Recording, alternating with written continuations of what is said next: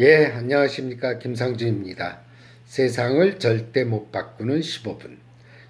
16번째 시즌의 5번째 강의. 바보와 만나면 행복해진다입니다.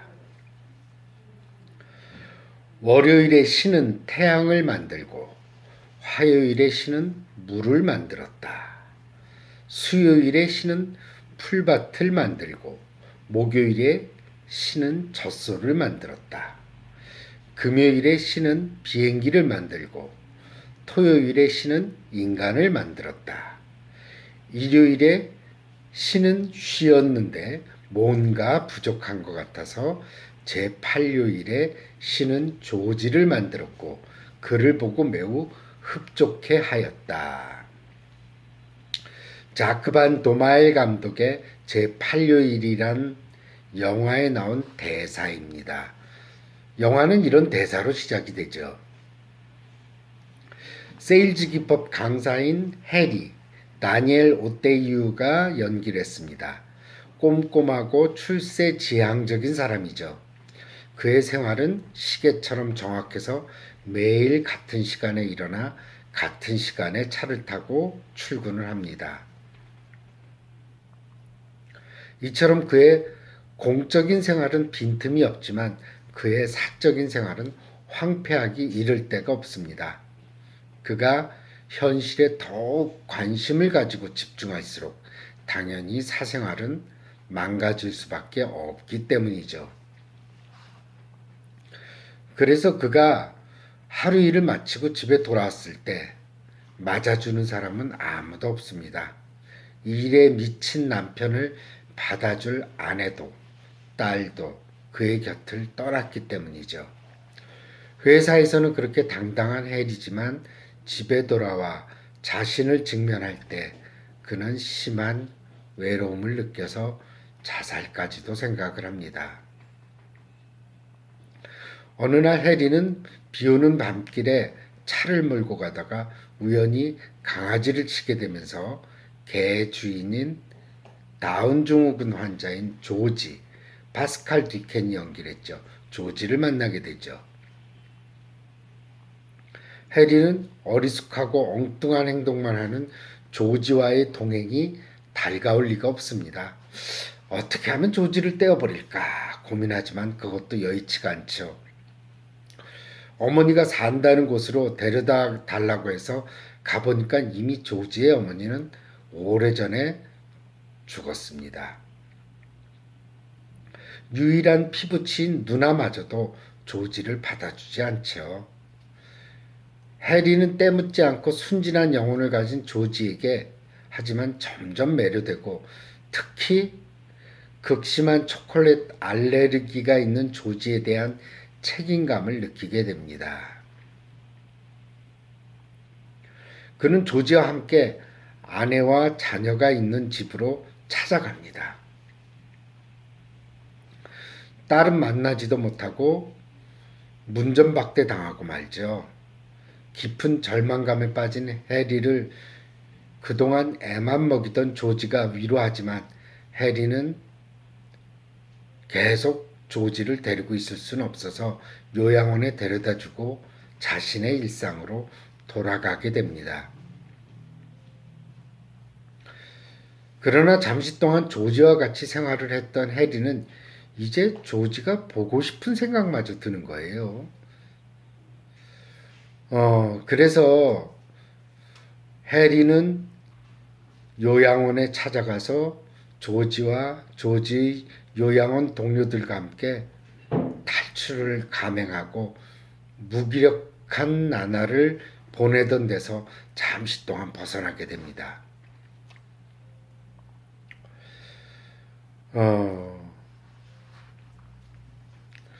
그러면서 해리는 이런 조지의 일행과 함께 자신의 일도 다 내팽겨둔 채로 딸의 생일을 성대하게 치러주러 찾아가죠. 이들은 딸의 집 앞에서 밤새 폭죽과 불꽃놀이로 딸의 생일을 축하해주고 얼어붙었던 그 딸의 마음도 다시 녹게 됩니다. 그러면서 이제 화해를 하게 되죠. 자신의 아내와 딸과 말입니다. 조지의 덕이었죠. 조지는 친구의 행복한 모습을 보면서 쓸쓸히 떠납니다. 그리고는 알레르기를 일으키는 초콜릿을 먹고 환상 속에서만 만나던 어머니를 만나기 위해서 옥상에서 몸을 날리게 됩니다. 시계처럼 정확하게 자신의 일을 수행하는 해리는 전형적인 일 중독증에 걸려있는 환자죠. 그는 세일즈 기법 강사인데 이 직업은 일 중독증에 걸린 사람에게 가장 적합한 일일 겁니다. 일 중독증에 걸린 사람들에게 가장 중요하고 소중한 것은 자신의 감정이 아니라 남과의 관계에서 어떻게 자신을 드러내고 남들을 이용해서 자신의 위치를 더욱 확고히 하는가가 중요하기 때문입니다. 일 중독증에 걸린 사람들은 사회적인 성공만이 인생 최대의 목표이기 때문에 가족이나 자신의 욕구보다는 사회적인 기대에 더 관심이 많다 보니까 가정생활은 엉망이 되는 경우가 많습니다.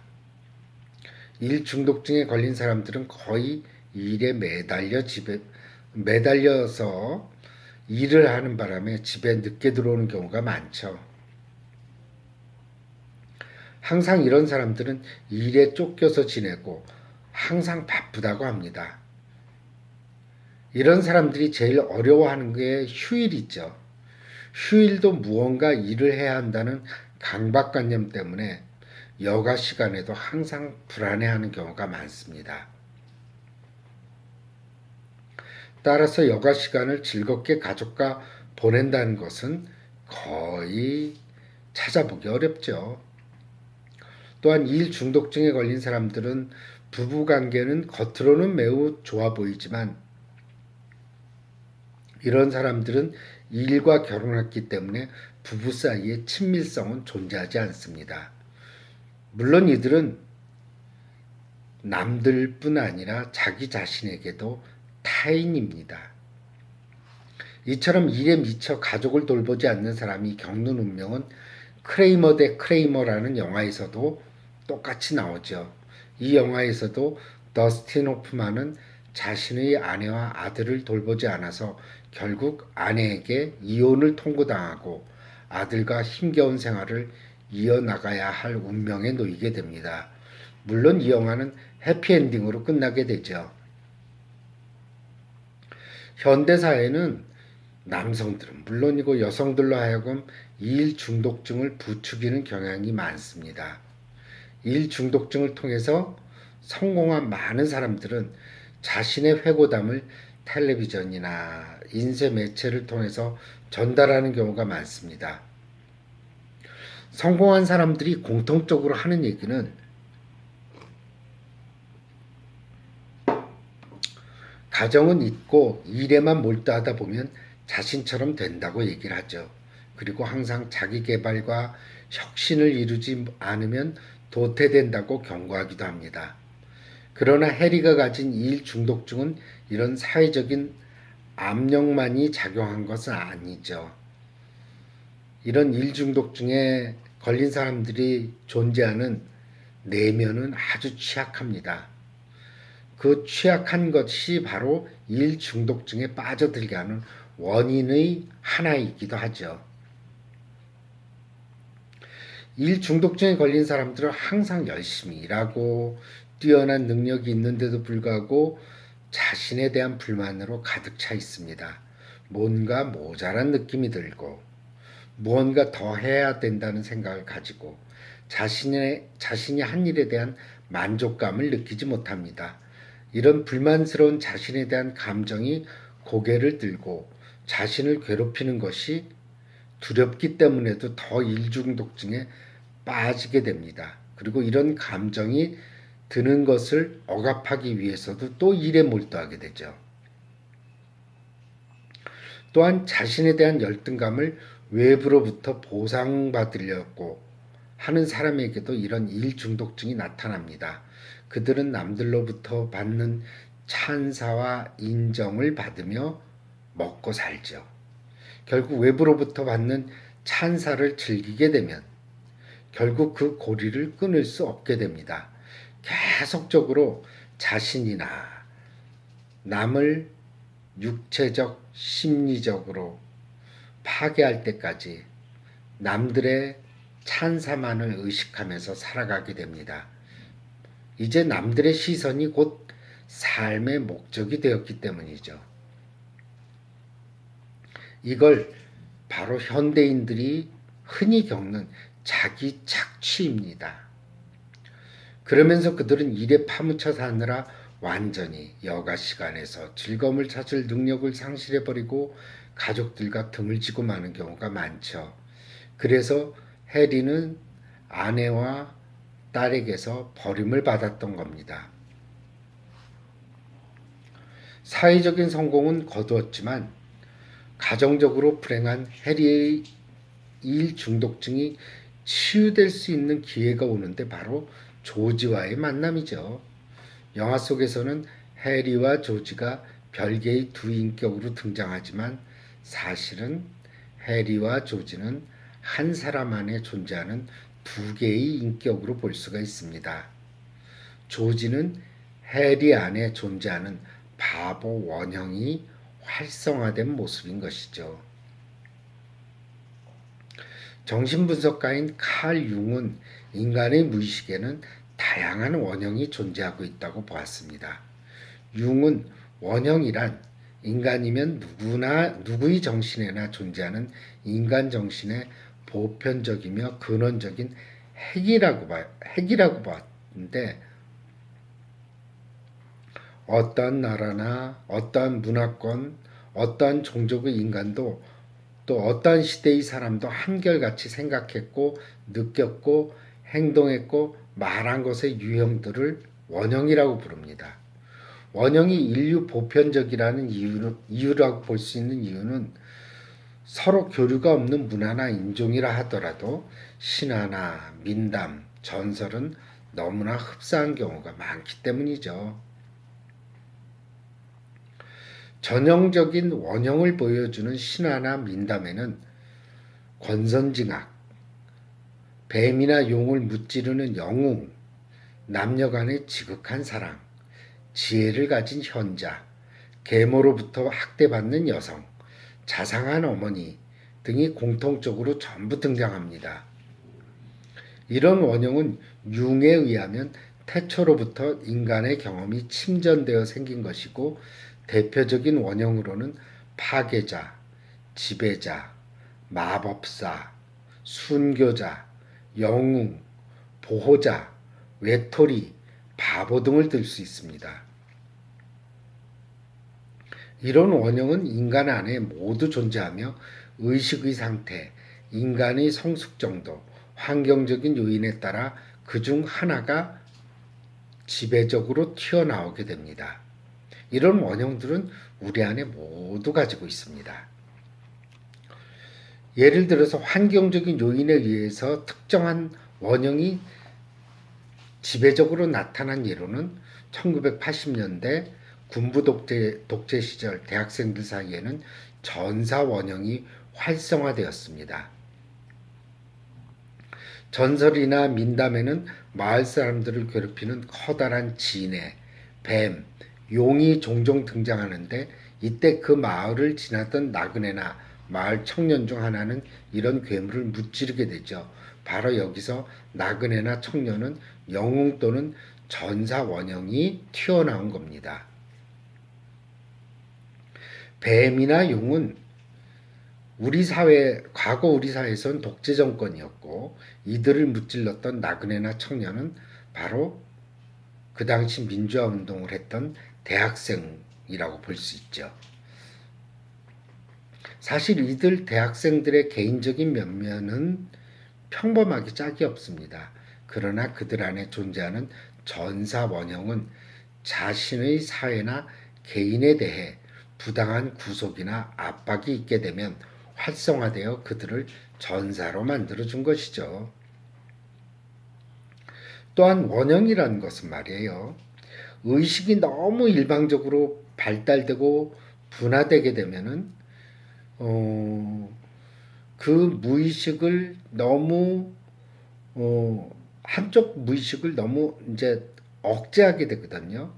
억제하는 것은 어떻게 돼요? 어느 순간 튀어나오게 되고 그것이 반대편 원형으로 나타납니다. 반대편 원형이 나타나는 이유는 우리의 정신을 치유하기 위해서 나타나는 거죠. 그러니까 해리같이 지나치게 출세지향적이고 그 다음에 물질이라든지 권력의 권력적인 면에 너무 강조를 했던 사람들은 반대로 바보 원형이 억압되었다가 어느 순간에 튀어나오면서 그것을 치유하게 됩니다. 해리는 우리 의식에 존재하는 사회적인 적응과 현실의 타협을 상징하는 인물이죠. 해리가 나타내는 성격은 우리가 사회에 적응하는데 필요하기는 하지만 지나칠 때는 해리처럼 일상이 지루하고 타인과의 관계에서 외로움을 느끼고 항상 만족감을 못 느끼게 됩니다. 이렇게 되면 무의식은 이런 불만족 상태를 치유하기 위해서 치유인자를 의식에 떠오르게 합니다. 이때 필요한 것이 바로 바보 원형인 것이죠. 바보 원형은 흔히 우리 내면에 존재하는 어린이 같은 부분을 상징하는데 어린이는 항상 어떻게 하면 인생을 즐길 수 있는가만 생각하죠. 가식 없이 즐겁게 놀 수 있는 능력을 가지고 있습니다. 또 우리의 생명력과 활력은 원시적이며 어린이 같은 순진무구함에서 발휘되는데 이런 바보 원형이 이런 기능을 담당하고 있습니다. 바보 원형은 도덕적이지 않아요. 무질서하고 불순하고 무례한 면이 있어서 타인의 경계를 넘나들기도 합니다. 아이들은 모든 것을 시도해보고 모든 것을 하고 싶은 욕구를 보여주는데 이것은 금지되었다 하더라도 상관이 없습니다. 그러나 우리는 이런 행동에 대해 나쁘거나 사악하다고 보지는 않죠. 이런 특징을 가지는 바보 원형이 튀어나오게 되면 우리는 내일에 대한 걱정 없이 전통적 또는 관습적인 도덕률에 지배되지 않고 남이 뭐라고 하던 자신의 내면의 호기심만을 쫓게 됩니다. 또한 창조의 즐거움을 만끽하게 되고 자기 자신을 위한 삶을 살게 되죠. 그래서 바보 원형이 활성화되면 의무나 책임감, 마감시간, 요구만 하는 재미없는 인간관계, 집착으로부터 자유로워진다는 것을 의미합니다. 네, 잠깐 문자가 와서 조금 지우겠습니다. 이런 바보 원형은 누구에게나 가끔씩 나타나는데 우리가 여가 시간을 보낼 때 특히 스포츠를 경기를 한다든지 뭐 놀이를 한다든지 그랬을 때 바보 원형이 튀어나오게 되죠. 해리가 조지를 처음 만났을 때 조지는 무례하게 해리 차에 타고서는 아무런 미안함을 갖지 않습니다. 또한 처음 보는 사람에게 자신이 좋아하는 것만을 해달라고 떼를 쓰기도 하죠. 이처럼 바보 원형은 다른 사람의 경계를 불쑥 침범하는 성질을 가지고 있습니다. 따라서 해리는 이런 조지가 처음에는 불쾌하고 싫지요. 이런 영화는 영화 레인맨에서도 등장합니다. 레인맨에서 똑똑하고 돈만 벌길 원하고 출세지향적인 톰 크루즈는 자폐증인 형을 만나게 됩니다. 그런데 그 형은 자신의 생활에 불쑥 들어와서는 자기 마음대로 하는 겁니다. 그리고 둘은 여행을 떠나는데 이때 톰 크루즈는 처음에는 형을 이용해서 재산을 가로챌 생각이었지만 나중에는 형제를 느끼게 되는데 여기서 더스틴 호프만이 연기한 자폐증을 가진 형은 톰 크루즈가 그동안 모자랐던 그리고 꼭 필요했던 바보 원형이었던 겁니다. 꼼꼼하고 정확한 사람들은 절대로 남들에게 바보스럽다는 소리를 들으려 하지 않죠. 이들은 남들로부터의 평가가 중요하고 남들에게 작은 실수도 저지르지 않으려고 노력하기 때문입니다. 그래서 아무리 술을 마시더라도 절대로 자세를 흐트리지 않고 남들이 농담을 주고받을 때라도 그는 경계를 풀지 않습니다. 남에게 빈틈을 보이지 않으려 하다 보니까 그의 생활은 항상 팽팽한 긴장감이 감돌 뿐입니다. 그럼에도 불구하고 바보 원형을 상징하는 조지에게 해리가 친근감을 느낀 것은 그가 미래에 대한 걱정이 없이 인생을 즐기며 사는 모습 때문이었을 겁니다. 바보 원형은 남들로부터 바보스럽다는 이야기를 들을지언정 우리의 숨통을 틔우는 역할을 하죠. 바보 원형을 받아들이게 되면 우리는 아무런 책임 없이 놀이를 즐길 수 있고 인생의 활력을 얻을 수 있기 때문입니다. 그러니까 그 두 가지가 조화를 이루어야 된다는 거죠. 너무 일방적인 출세하고 돈 벌고 바쁘게 살고 이런 부분들, 어느 부분들은 현실에서 그 필요한 부분이기도 해요. 하지만 그게 너무 일방적일 때는 어때요? 바보 원형이 필요하다는 겁니다. 조금씩 바보 원형을 받아들이면서 해리의 태도는 달라지기 시작하죠. 남들로부터 비웃음을 사거나 좋지 못한 평가를 받을 만한 파격적인 행동을 하죠. 그래서 그는 자신이 그렇게 소중히 여기는 직장에서 갑자기 튀어나와서 조지의 일행을 따라서 딸을 만나러 떠나기도 하고 어린애처럼 밤새도록 불꽃놀이를 즐길 수 있게 된 겁니다. 결국 해리는 자신 안에 존재하는 조지라는 바보 원형을 완전히 받아들이게 된 겁니다.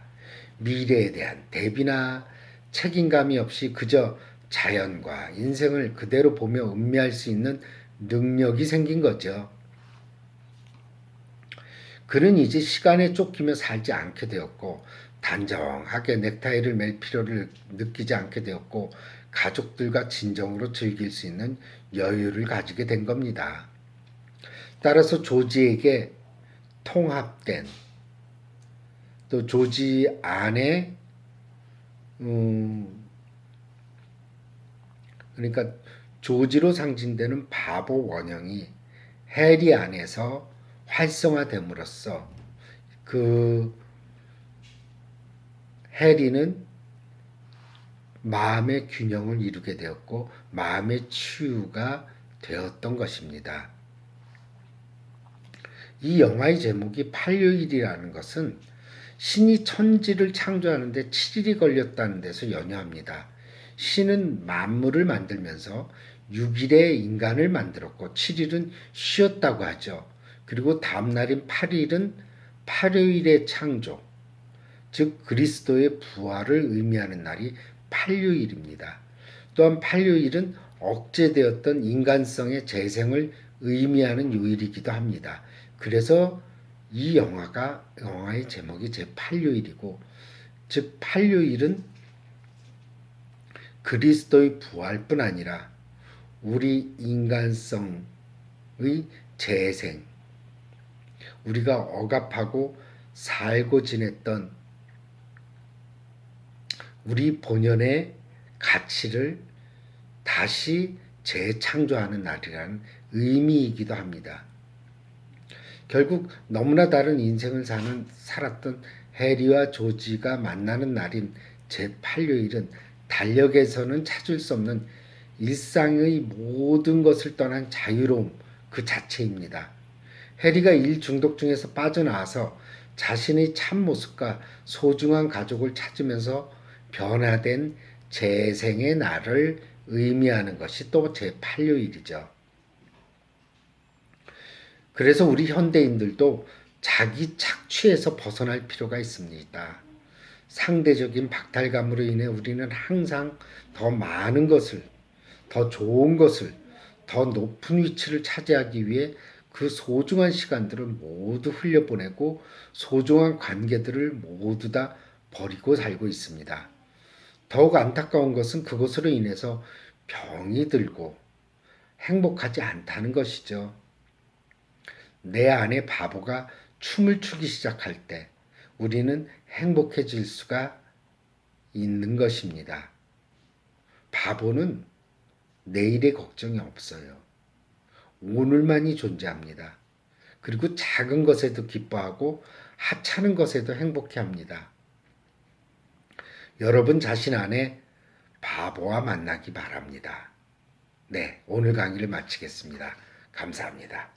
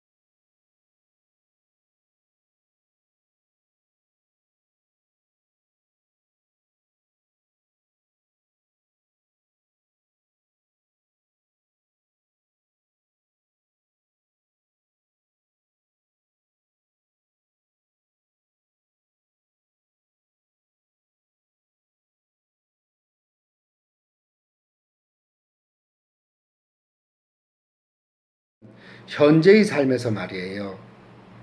내가 오늘 어떻게 살아가야 되는지 지켜보고 어떻게 내 삶을 바꿔야 되는지 그것을 지켜보는 것 그리고 실천하는 것 그것이 다음 생을 즉 내일을 결정할 수 있다는 것입니다. 그래서 어떤 사람이 이런 얘기를 했어요. 하루하루가 유전이며 한순간에도 윤회가 있는 것이다 라고 얘기를 하고 있습니다. 여러분 오늘 강의를 마치겠습니다. 감사합니다.